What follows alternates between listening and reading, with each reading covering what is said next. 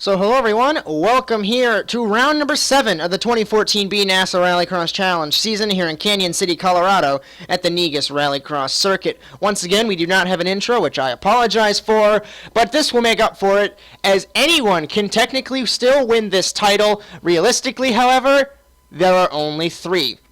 It's Cody Erdman, Josh Mertz, and Dylan Livingood, just like 2013 C.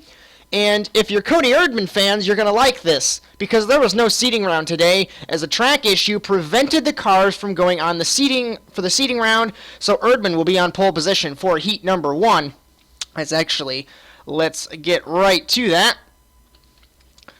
So let's have cars on track here, and here we are. Here's the grid for heat number 1. The front row, at least. Erdman's on pole. Then Doug DeNice making his first appearance, and the first appearance for a Volkswagen this season in car number 10 is Livingood's in the wrong spot. 4-time champion still doesn't know how to grid. Sherman is in the wrong spot too, so it's DeNice, Livingood in car number 51. Then it is Sherman, and on the back row is the double champion Josh Mertz. As it looks like Doug DeNice is ignoring the white lines there on the track. As while we're getting gridded, there's the format really quickly. 10 cars, 2 heats, 4 laps apiece, Joker once, LCQ 3 laps, Joker once, top 2 advance, final 6 drivers, 8 laps, Joker twice. The Joker's the jump here at Negus. That's basically all you need to know. Revving them up. And well, Erdman is at least. Here we go, revving them up for heat number 1 here in Negus for round number 7, and it's lights out and away we go. And off the line, Livingood gets the jump.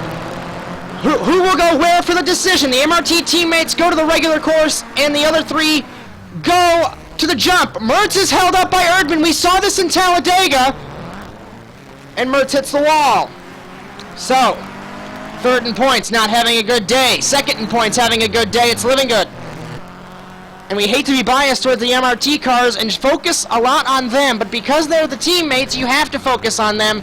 Erdman just got to the circuit. He did this in Talladega, and it's holding up his teammate, compromising both of their races. And it's allowing the quadruple, I almost said triple, quadruple champion Livingood to fly away to a lead. At the end of lap 1, he leads. Remember last season here, he pulled out so far to a lead, I thought he was coming to the white flag, and he was actually winning the race. As Sherman hits the wall, DeNice follows him, and the teammates are now battling. Mertz will take the undercut on his teammate as he runs it wide. Will he? Yes, he will. Position swap, 81-82. And Mertz goes to the jump. DeNice goes under the jump, and we're going to see here, where is Mertz? Where is he? There he is. From the helicopter, can we see where he will come out? He comes out near Sherman, so Livingood is nowhere close. Mertz locks it up, and now he has to follow Sherman. So I knew that compromised the 81 because Cody Erdman just got to the circuit and held him up. So now Livingood knows that Mertz is going to be battling. Locking up the brakes is car number 81 on car number 15. And coming to 2 laps to go for Livingood in car number 51. Mertz currently holds it, but I think Sherman has the Joker jump left. But we have to see. He locks up the right front. Sherman cuts the nose off the 81 car, and this is getting good for the transfer. Will Sherman follow him? As Mertz following, diving it in. Can he possibly take the victory? He jumps over and takes the spot from Livingood, does Mertz. And that was interesting, as he's desperate to get through to the final and win this heat. And now he is currently in position to win the heat. As Erdman now battling his teammate. He's going to hold up Sherman as he slid wide. And now the top 3, the championship contenders, are under a blanket to fight for the transfer spots. As it's Livingood, Mertz, and Erdman. Sherman picking up the pieces in 4th. He dives in on Erdman and takes him out. So that will send the 15 to the penalty box. Immediately, Erdman has to go down to the pit lane. White flag for Dylan Livingood at car number 51. Can he hold off Mertz in car number 81? Into corner number 1. Mertz locks him up. He wants this heat win because he needs one. He hasn't got one in a few weeks, I don't believe. As going into the regular course for the final time, it's going to be Livingood from the helicopter. Mertz jumps over the Joker, and he does it again by he hits Living Good, and that's his big trip to the penalty box for car number 81. And car number 51 having issues, car number 82 having issues, and this will send Mertz to the penalty box. Sherman has to go to the penalty box, and you see there, Mertz lets his teammate through. No point in battling if you're penalized, so this pretty much seals it. Denice is too far back, 51 and 82, but anything can happen. Mertz has to go to the penalty box. Penalty box is right past this jump on the right-hand side. You have to get down to 0 and then go again. But coming to the checkered flag, it's going to be Living Good winning heat number 1. Erdman second.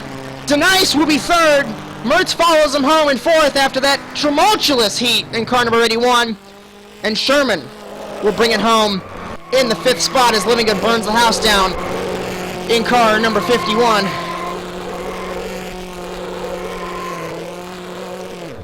So let's take a look at what happened there between the two. Well, the teammates don't matter because I thought it would matter because we saw at Talladega that red flag that wasn't even supposed to be called. That was because the teammates, Erdman was slow because he did not race. He just got to the track. But let's take a look here from the rear bumper of Dylan Livingood's car number 51, and see how far back Mertz was, and see how close he came. He got it right the first time, and the second time he was trying way too hard. So here we go. On board Livingood, car number 51, on the final lap. There's Mertz behind him, and they both have to take to the regular course. Livingood runs the jump normally, but Mertz likes to jump over, and hello, car number 81, and turns them both around. And here's from the front bumper of Mertz, as we're from Sherman now, seeing the multiple camera angles, as I forgot we had all these cameras mounted on these cars, but, you know, it is what it is. It's getting ready for heat number 2 now, and I don't know if anything can top that one. As here's Tristan Hagenstein, your privateer points leader, and if everything goes right, he's going to have an easy win of the privateer cup, because he's got a huge lead on Casey Lester. But anyway, heat 2 starting grid. It's Chris Wetz in the pole position for this heat. Then it's Daniel Bellamy, Tanner Smith, Casey Lester, and on the back row is Tristan Hagenstein in his private Subaru. The biggest known secret of the NASA RallyCross Challenge is there are 3-car teams next season. So you'll see Tristan Hagenstein with the MRT Stars on his car, for example, and you will see Tanner Smith in a Revolution Mitsubishi. But that's a season away. Heat number 2 is lights out and away we go. And off the line, who gets the whole shot? It's Wetz. I could not tell, actually. Wetz and Smith. Who goes to the jump? It is the future teammates at Revolution Racing, Smith and Lester. As Wetz, Hagenstein, and Bellamy take to the regular course. Into the dirt right-hander for the first time. Very tricky corner. You see the banking as Lester cedes the position to his future teammate. Actually, I'm unsure. I think Lester will be retained by Revolution Junior, as Pepsi has been making payments to the team. The reason why Nicholson was let go was because his sponsors were not making payments. Lester's around in car number 50. And at the end of lap number 1, it is Tanner Smith who... I don't know if it was the combination of him and the Citroen, or just the Citroen, or if he was having bad weeks, but in a Citroen, he was horrible compared to this Mitsubishi. Him and the Mitsubishi are working. Remember, he had those 2 wins, and he has made the final, and having a great day in car number 13. Wetz is in second, so those 2 are confirmed future teammates, Smith and Wetz. Hagenstein third, Lester fourth. I'm trying to think where our 5th car went. It was Bellamy. I think Bellamy parked it. So Bellamy is out. No, Bellamy's there. I forgot he took the jump. Bellamy is now battling for 3rd. As I don't think Wetz has taken the jump, so this is going to come down to the jump. As Smith takes 2 laps to go in car number 13. Wetz second, Hagenstein third. He's having a bad day in that Subaru. And speaking of bad days, Bellamy's having one as well. So there goes Smith to the regular course. Will Wetz go as well to see... Yes, he does. Here comes Chris Wetz, runner-up in 2012B and 2014A, jumping over the jump from the helicopter. No, he's nowhere close. Just kidding. I thought he was going to be able to take the fight to Tanner Smith. That's not going to happen. As Wetz second confirms it pretty much. I don't know if Tristan had a jump, but he might be too far back, as I think he got spun by Lester or by Bellamy. So we'll see what happens here. Something had to have happened between Hagenstein and someone for him to be this far back, as I thought he was relatively close. White flag for Tanner Smith. Can he make it? A Mitsubishi sweep of the heats here in Negus,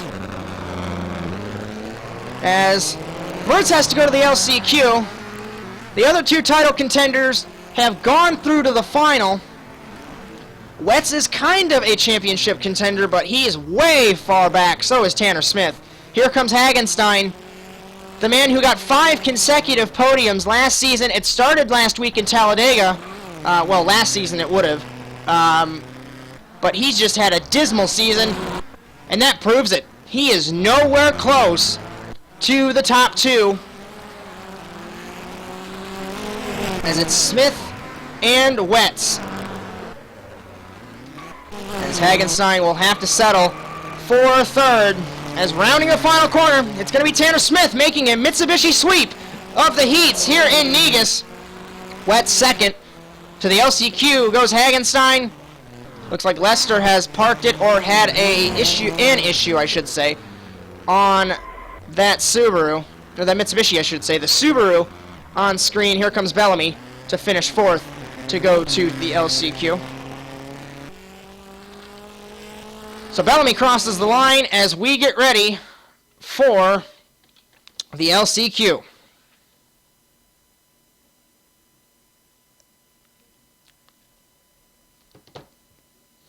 And the whole season is laying on Mertz getting through. We saw it his last championship season in 2013C, how he made it work. Let's see if he can do it this time. On pole, his teammate Hagenstein. Mertz second. Lester third. Sherman fourth. And the back row, we don't have a graphic, of course. Denice and Bellamy.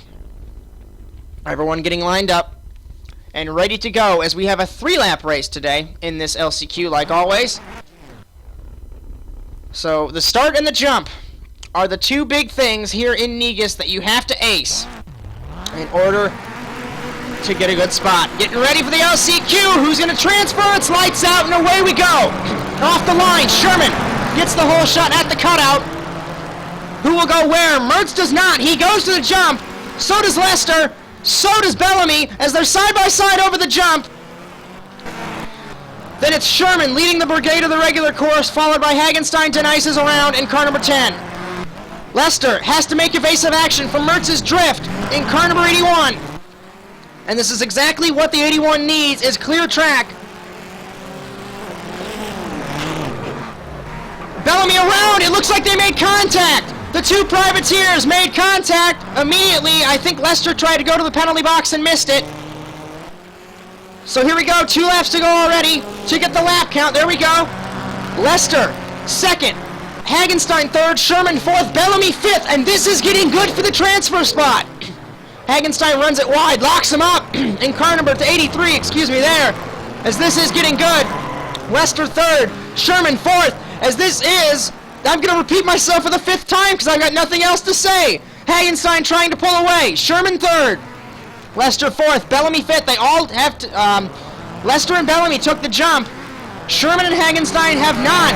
So this is going to get interesting, as currently this is the order that they will transfer if the race finished right now, because there is no strategy hanging.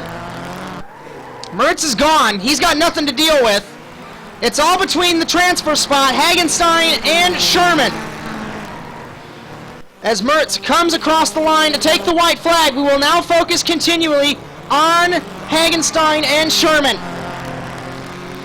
Sherman back in the privateers after what happened with him and Nick Carr's Mangled Lemons Racing is no more. Ford does not have a manufacturer team anymore.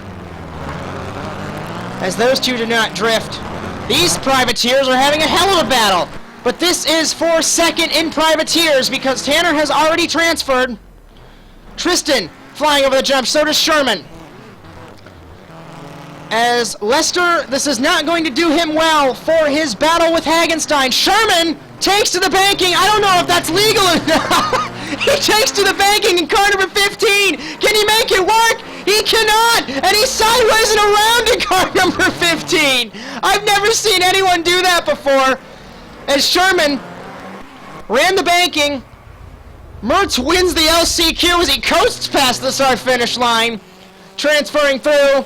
Hagenstein transfers, and this is getting good for third on the outside. Denice tries to make it. This is for 1 point as they come down to the line, beating and banging, and it's going to be Denice, followed by Bellamy, Lester 9th, and Sherman in 10th, and I'm still cracking up from him running the banking. So 7th place points go to Denice, 8th place to Bellamy, 9th place to Lester, and 10th place goes to Keith Sherman in car number 15. As I still am cracking up from that battle. Alrighty. Here we go. It's Living Good on pole in car number 51. Erdman second. Smith third, Wetz fourth. Then it's, our graphic looks like it's wrong. Yeah, it is. That's from last week. We got it saved, but apparently it didn't save. We'll fix that for next week at Bent Twig, but it's Mertz and Hagenstein on the back row. So manufacturer car, they're all technically manufacturer cars. Hagenstein is, but he has to be classified as a privateer. Tanner's a privateer, but he's pretty much teammates with Revolution Racing, so it's Revolution versus MRT in this race. And the silver, purple, and black cars on your screen are the title protagonists, the most important cars here. Getting ready for an 8-lap duel here in Canyon City, Colorado for round number 7 of the NASA RallyCross Challenge. Getting ready to go. It's lights out and away we go. And off the line, Wetz gets the hole shot, followed by... It's Erdman. Everyone goes to the jump except for Mertz. Over the jump, it's Wetz, Erdman, Living Good side by side. Smith and Hagenstein are around, and Smith is upside down.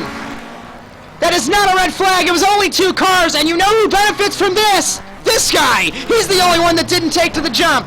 The Revolution teammates leading the MRT driver, 2013 runner-up Erdman. Then Mertz has cycled the 4th because of the accident between Hagenstein and Smith.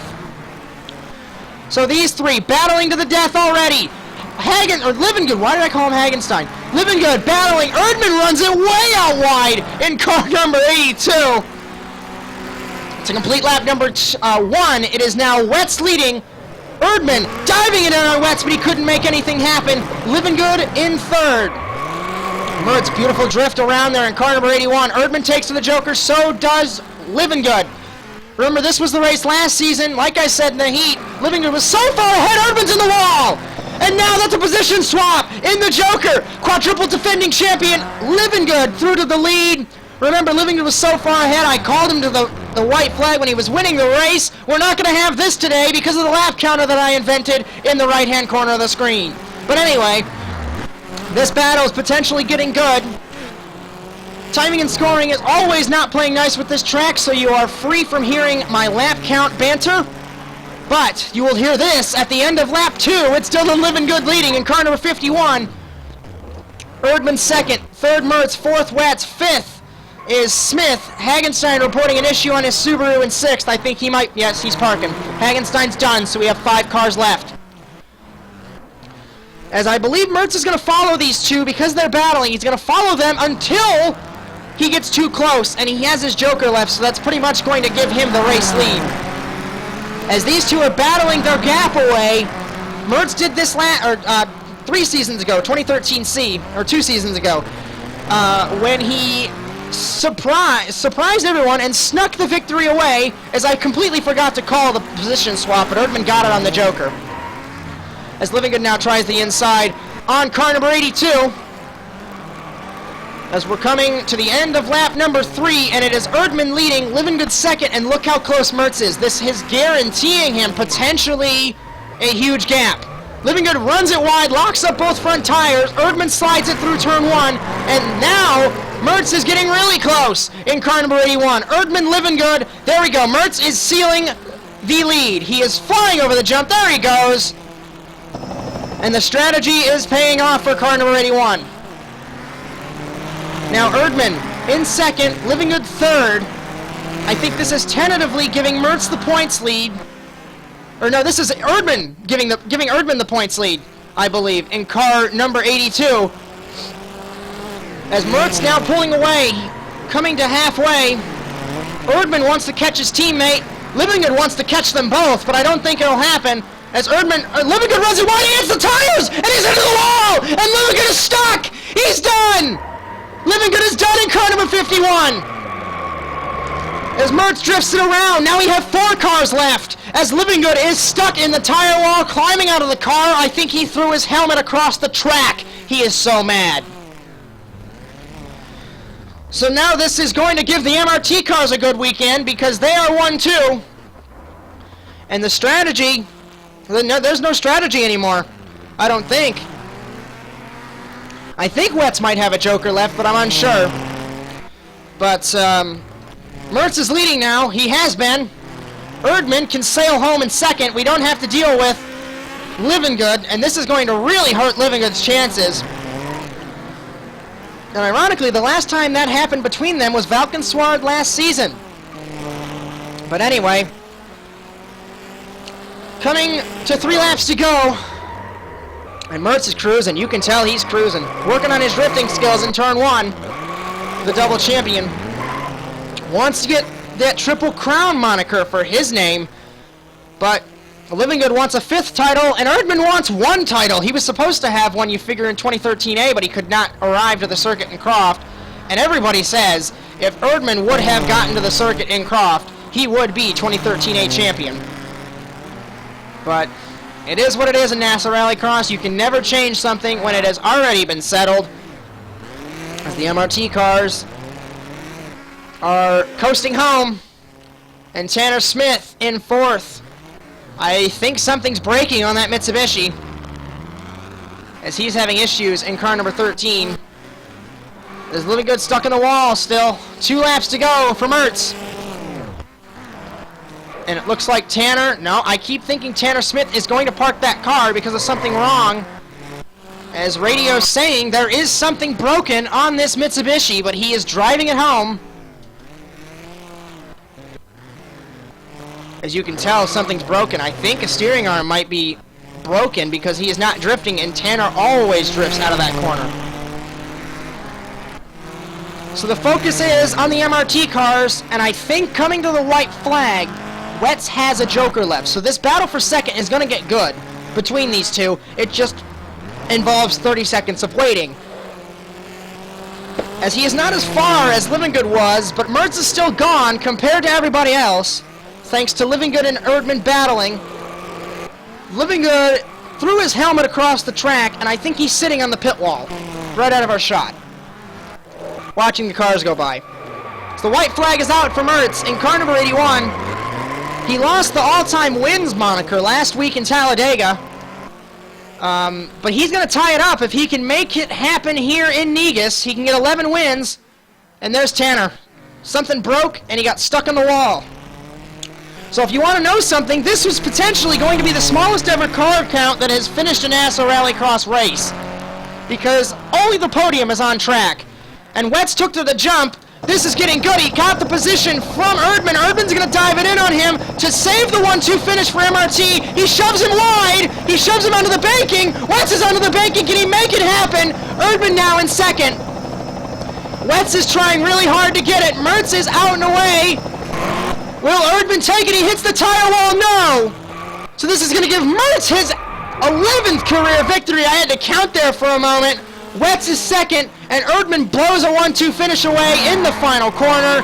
And look who's there. He's tied for first all time again. Mertz wins in Negus. So let's go through The official results here today in Negus. It's Mertz winning, 20 points to him. Wetz gets 17 points for second, Erdman third. Smith fourth. He was the one to get farthest that didn't finish. Living Good finishes fifth. Actually, no, that's wrong. Our graphic is wrong. Sixth place is supposed to be Hagenstein. Graphics department apparently duplicated Tanner Smith. No, that does not mean Tanner Smith gets 25 points, by the way. Seventh place, Denice. Eighth place, Bellamy. Ninth place, Lester. 10th place, Sherman. The Drivers' Championship, because of Wetz getting by Erdman, that's tied it up between the teammates, and Living Good has a 6-point deficit on the two MRT teammates. And they're so far gone, I would like to say Wetz and Smith have a chance. I mean, mathematically they do, but realistically they don't. Hagenstein 6th, Lester 7th, Bellamy 8th, Cars 9th, Panko in 10th. Constructors' Championship 236 to 205. If they continue the way they are going, they're going to beat the record for the third consecutive season. It was 301. I think it was 310 last season with Revolution. They are well on their way to break that record. Both of them are. And the Manufacturers' Championship, 18 points Subaru has over Mitsubishi. If they win the next two races, if they win the next race, I should say, next two, my bad, they will lock the championship up a race early. The last time that happened was 2012B.